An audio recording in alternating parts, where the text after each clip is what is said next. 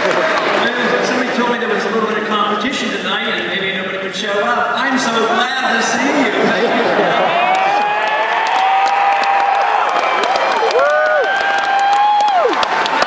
You're correct. The cause of liberty will be remembered for a long time, and a ball game will be forgotten.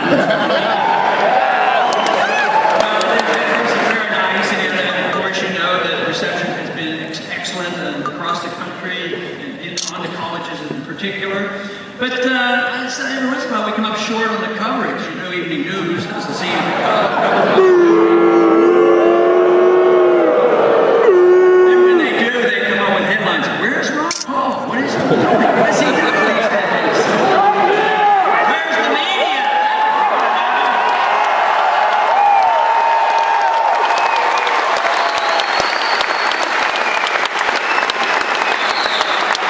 They claim they don't hear from us, but recording or two, and maybe they will hear from us. Eventually, they must hear from us because we cannot continue what we have today.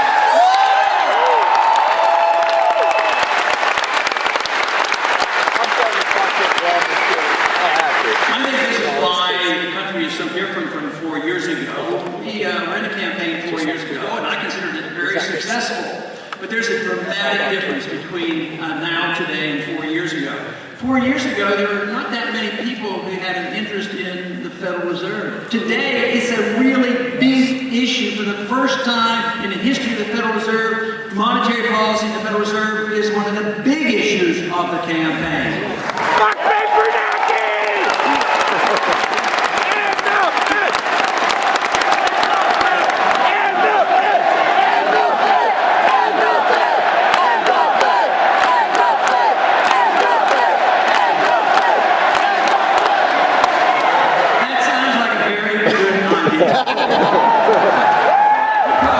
Next year, after the election, we pass a bill that repeals the Federal Reserve.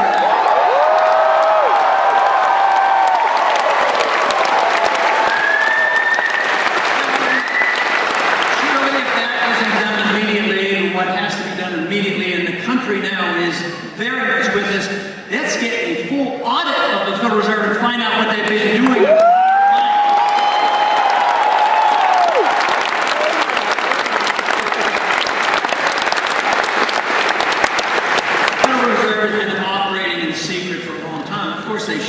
I can understand why they would want to when you find out what they're up to.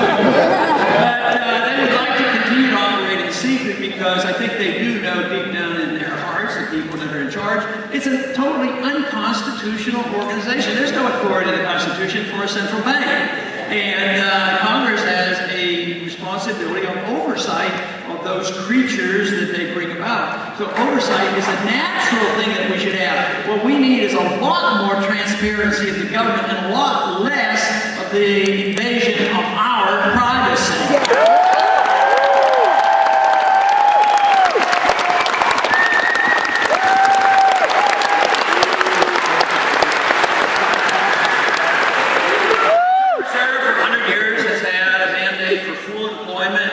And stable prices.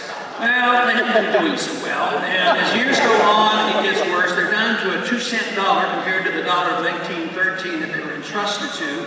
So the unemployment rate, when you look at it honestly, is closer to 20% than the 7 or 8 or 9% that they claim. There's no such thing that we've experienced for a long, long time with stable prices.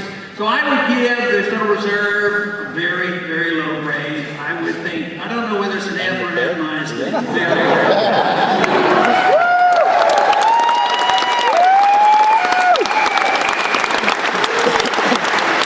One thing that we have to understand about monetary policy is if we oppose big government, which I'm assuming that just about everybody in this audience is opposing.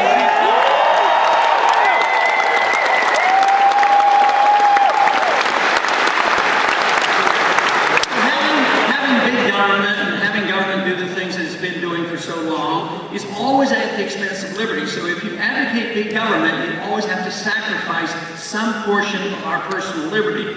So this is the reason that once you come around to endorsing the basic principle of liberty, you have to be in opposition opposition, to big government and the financing of big government through the Federal Reserve System. What would happen if you didn't have a Federal Reserve to facilitate big government is the government would have to pay their bills. If they didn't have enough taxation, they would have to borrow the money. But if you didn't have the Fed to buy the debt, then it would stop, because if they were spending too much, interest rates would go up and they would recognize that we can't afford it. The fact that you can borrow, and we have been sort of given the blessing of a reserve currency, it has allowed this borrowing to go on too long and the inflation to go on too long. But what has happened in these last 4 years is that the attitude has changed. The people are waking up in two areas. The economic crisis has hit. People know that we're not going to come flying out of this, that we have to have structural changes, and they're also fed up with our foreign policy, and they want our troops to come home.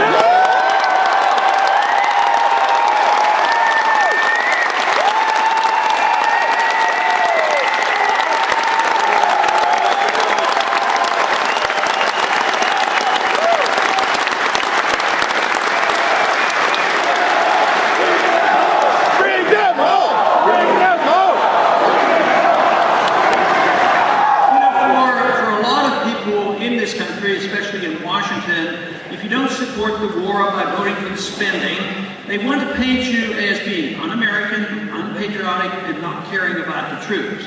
If they ever say that to you, ask them why the active military personnel donates more money to our campaign than all the other campaigns.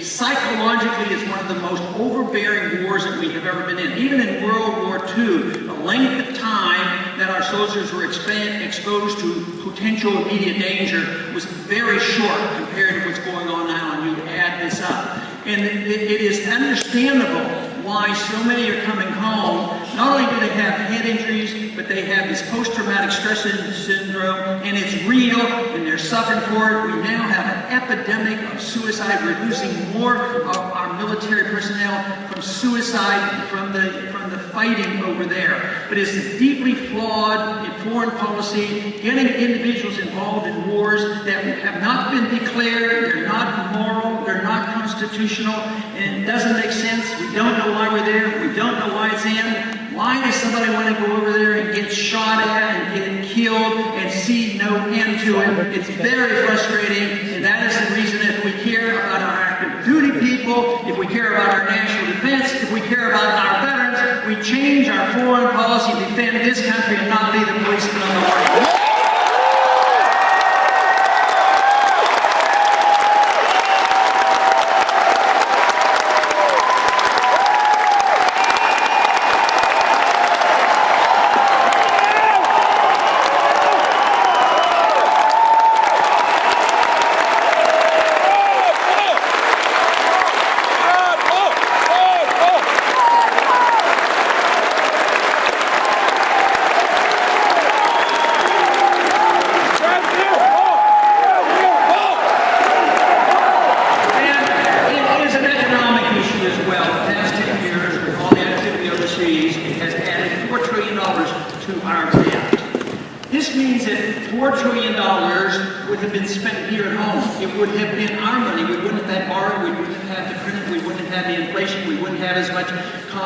With the business cycle, but it is driving us into deep debt. And all great nations who overextend themselves overseas and develop empires, they always come down because they become arrogant and they stretch themselves too thinly around the world.